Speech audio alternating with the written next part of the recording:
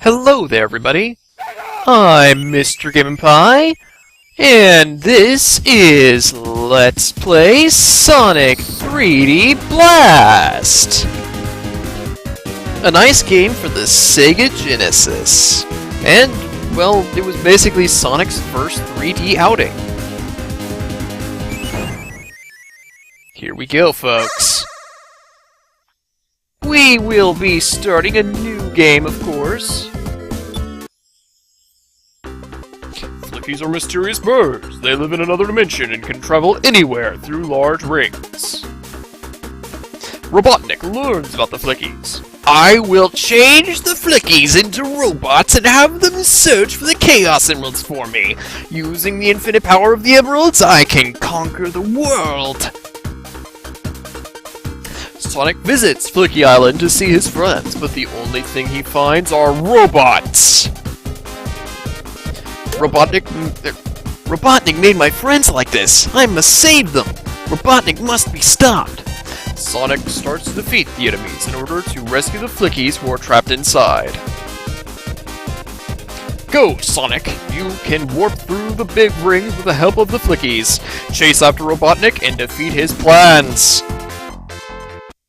And there you go, everybody. That's the general plot of Sonic 3D Blast. Alright, so this game is, well, it's an isometric view type game.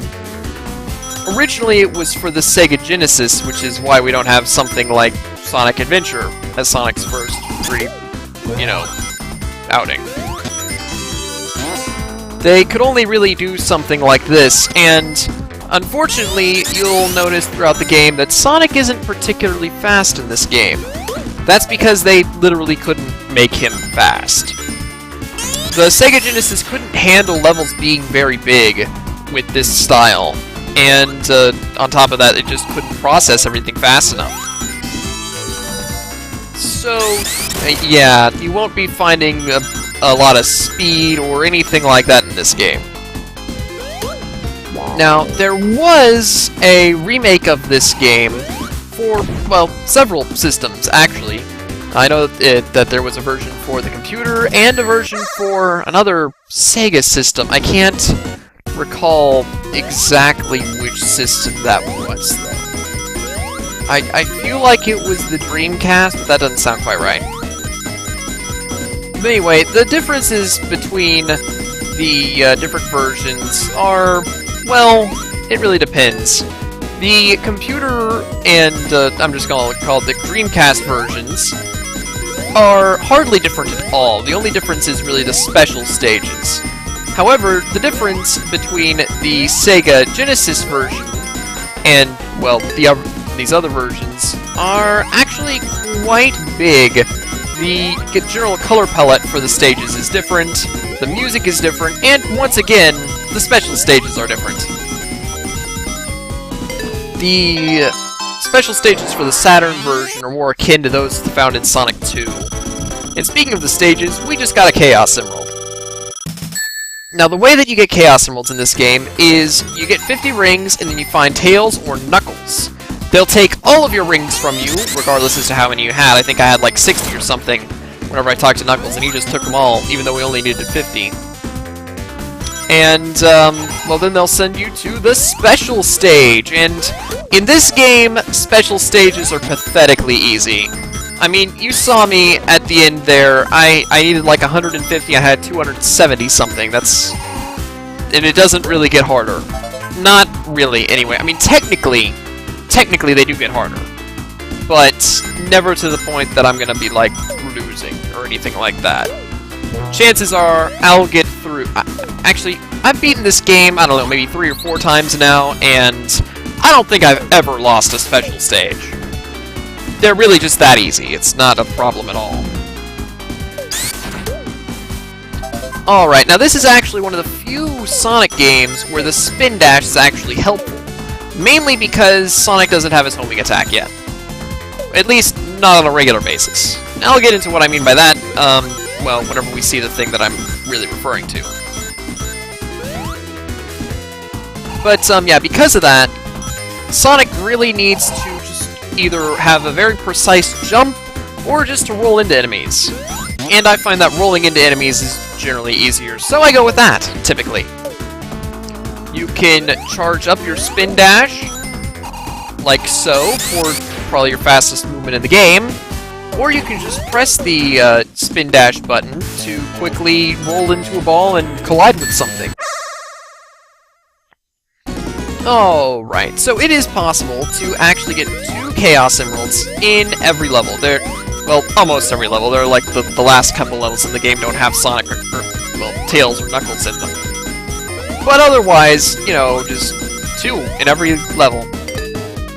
However, I do believe that this is not the case with the other versions of the game. I'm pretty sure that, at the very least in the Dreamcast version, even if you do find the other minigame-giving character, they won't send you to a minigame if you found the other one. So, like, if you find Knuckles and he sends you to the minigame, giving 50 rings to Tails won't take you there anymore.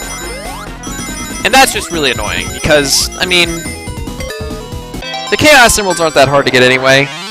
The hardest part is really just finding Tails and Knuckles, and that just makes it more tedious, if they require you to only get 1 per level.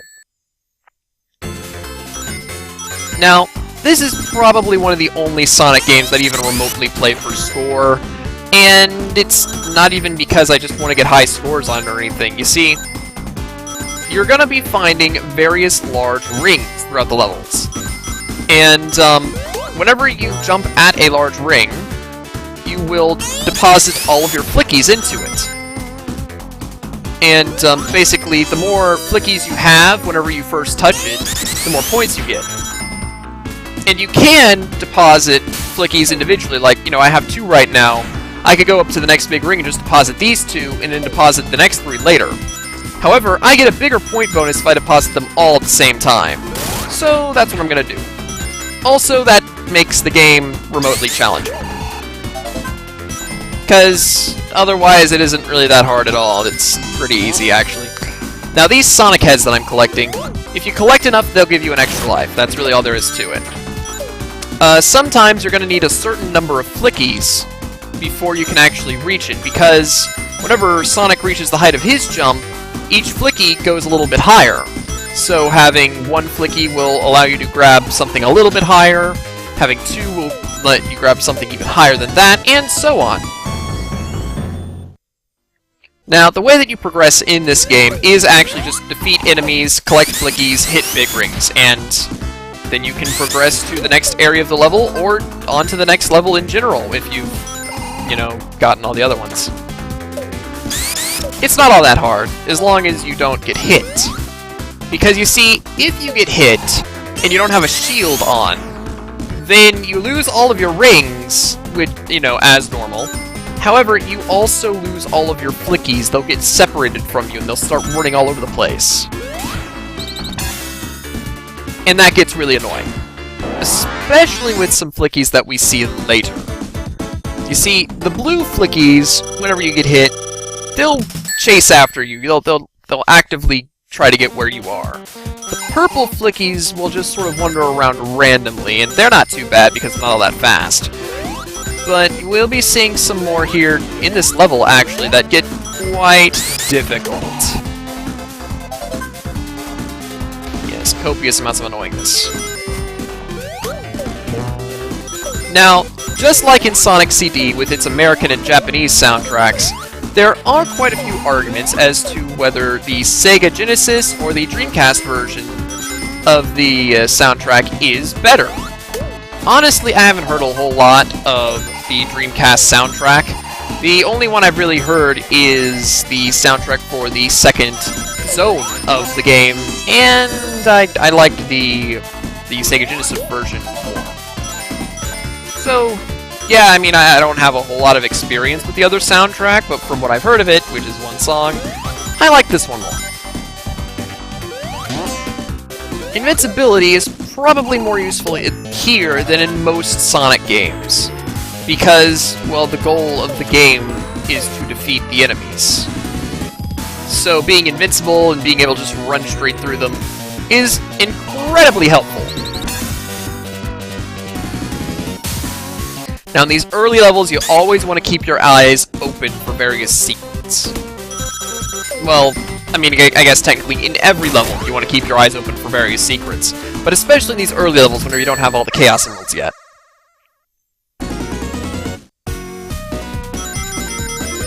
Alright, now, I'm playing the Sega Genesis version right now, but I'm not actually recording off of my Sega Genesis. In fact, I've never actually seen a physical copy of this game. Any version of it. You see, the first time that I played Sonic 3D Blast was in 2nd grade. The aftercare program of my school had some computers with a bunch of video games on it, as I've mentioned in a couple other Let's Plays so far. And one of these computers has a bunch of Sonic games on it. It had the Sonic 3 and Knuckles collection, as well as Sonic 3D Blast. But here's the thing. The Sonic 3D Blast that they had on the system, it wasn't the computer version of Sonic 3D Blast. It was the Sega Genesis version of Sonic 3D Blast. Now this makes absolutely no sense to any extent, but that's the case. So yeah, the first version that I've ever played of this game was this version. Also, this is the Sonic Mega Collection, which also has the Genesis version of the game. So, in general, it seems like at least the producers of Sonic games like this version more, for some reason. I haven't actually seen a whole lot of gameplay of the other versions, so I don't really know, like, all the differences. But I know the general gist of the differences. And this one, well, you know, it seemed better, kinda. Alright, now this is a red flicky, although it might be... Oh wait, no it isn't.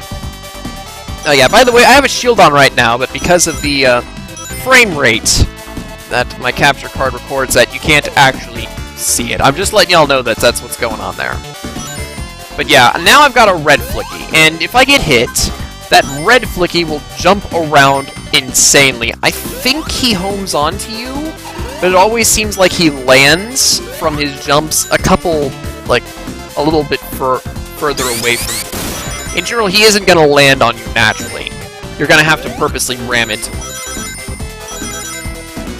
Now, this game, other than just the flicky bonuses, by going through the rings with lots of flickies, and your standard ring and time bonuses, there are also a couple other bonuses, namely the Tails and Knuckles bonuses. This mainly has to do with the fact that I give them rings. You see, however many rings I gave Tails and Knuckles, that will determine what the Knuckles and Tails bonuses at the end of the stage are. And I believe that giving Tails and Knuckles rings will actually be worth more points than just bringing rings to the end goal. Of course, you lose those rings, so that's why. And if nothing else, then it's guaranteed points at the end of the thing. And, I mean, seriously, look at this. I'm always having way more rings than I need. Like, I just passed that last checkpoint, it's like, oh yeah, you gotta get 150, and I had 151 rings. These special stages, if you lose on these, I don't even know.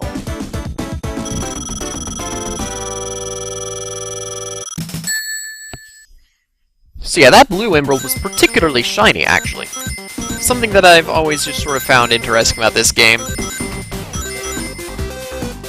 Alright, but now we're basically done with Green Grove Zone. Just gotta find the last two enemies and get the hamster out of here. And let's use invincibility to get that done. Alright, gang. I'm ready for you. Bam! Alright, well, I only... Oh, wait, invincibility is still going on?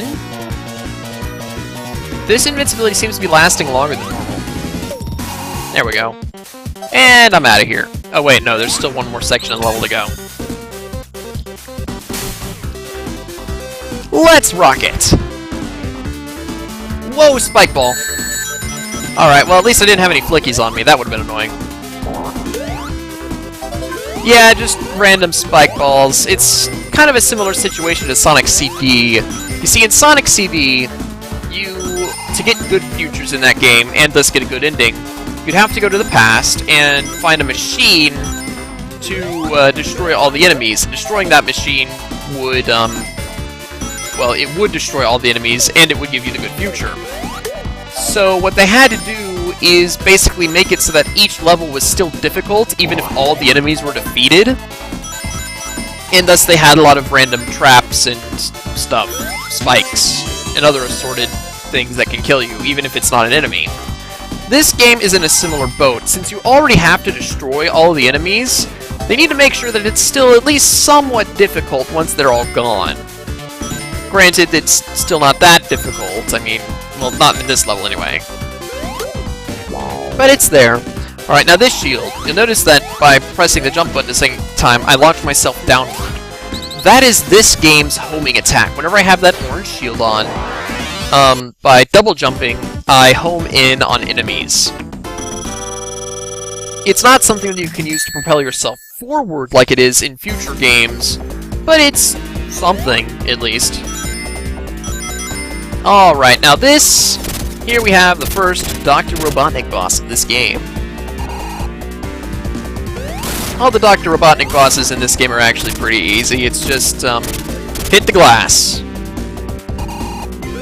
This boss in particular reminds me of the boss of Hydro City Zone of Sonic 3. With him, doing something and then having to go down.